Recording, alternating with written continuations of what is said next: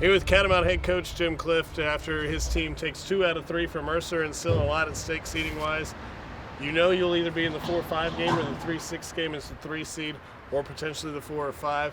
But you took care of business today. You mentioned that the bats could be getting warm at the right time. They certainly did today. Talk about the offensive approach coming into today. Well, you know, what I've noticed is, I mean, it's one of those things sometimes as a coach you see it in their eyes and sometimes you're talking yourself into what you think you're seeing.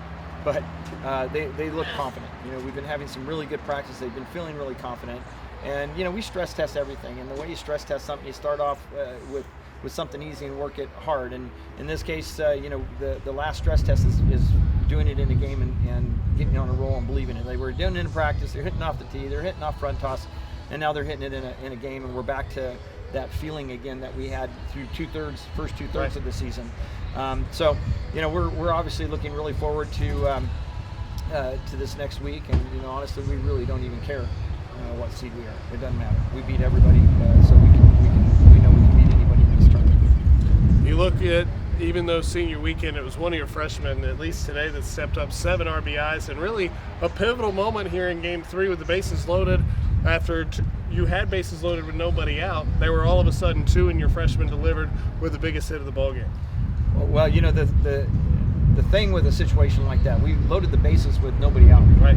And, you know, I really probably wasn't looking for the grand slam.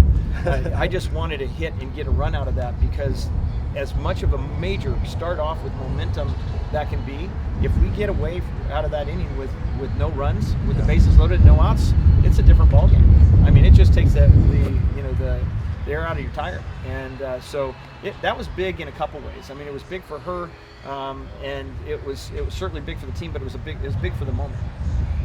You look at your seniors on senior weekend, 2 of them hit home runs. Amber Kimry, her second career home run today. And Coach, we saw you celebrating over here. We saw her reaction.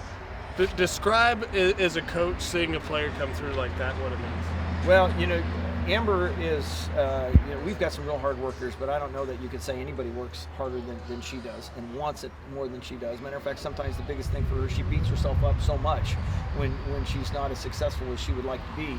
And sometimes that gets in the way of the next performance. And, you know, she made a decision shortly ago. You know, we had that bye week, so you know, she had a lot of time to think about it.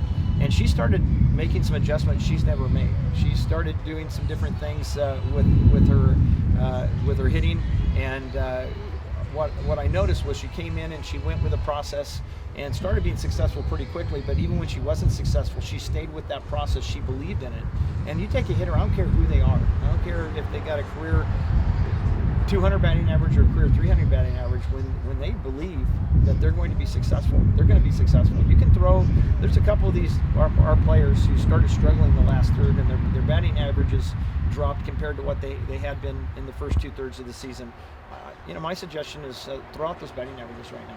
They don't matter anymore. They're believing in themselves. I think. You know, you brought up Hunter with that big grand slam, and then she follows up with another big home run, and then the walk-off sack there. And if you want to pitch to her based on her batting average, thank you. Matter of fact, pay attention to her batting average. Go ahead, throw her a pitch right now. She's scary, and so it's just a good feeling to be, you know, in the situation we could have been to finish off this strong, finish off with a great weekend, get our bats going, and feel good about ourselves and one another. And you know, it's a good thing for us right now. Coach, your team finishes 500 in conference play, a winning season overall, finishing by the run rule here today against Mercer and the cap off to send your seniors off here at home. What does a series win and the momentum you've gained throughout the last 2 games of the series do for you heading next week? Well, I think it's tremendous. You know, it's the old winning begets winning kind of thing, and so, you know, if we had we were destined to only win 2 games. We picked the right 2 games, the last 2 games, and did them decisively. You know, that's the kind of feeling you want. You want to know that you can go in there and you can just club the ball. You can pitch it. You can.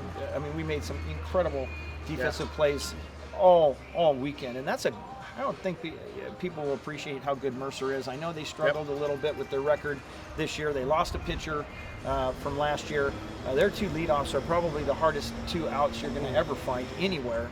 We made some plays, and that's.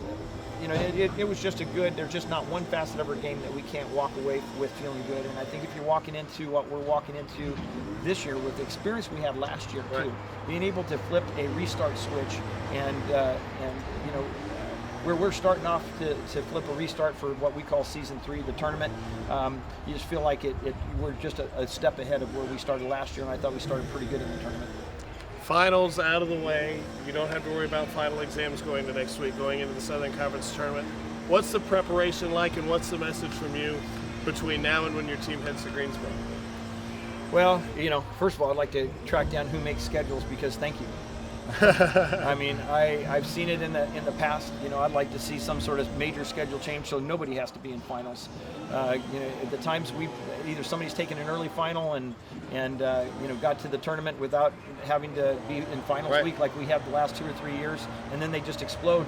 People don't understand the stress that a student athlete at this level experiences on a day-to-day basis, just trying to get the job done. I have good students. They're competitive in the classroom, not just on the field. And so, I've got, you saw Victoria Mariscal explode this weekend. She's an engineering major, and she was doing finals last year during the tournament. It's just, we got a couple chem majors, and just some kids with some real heady stuff that they're doing.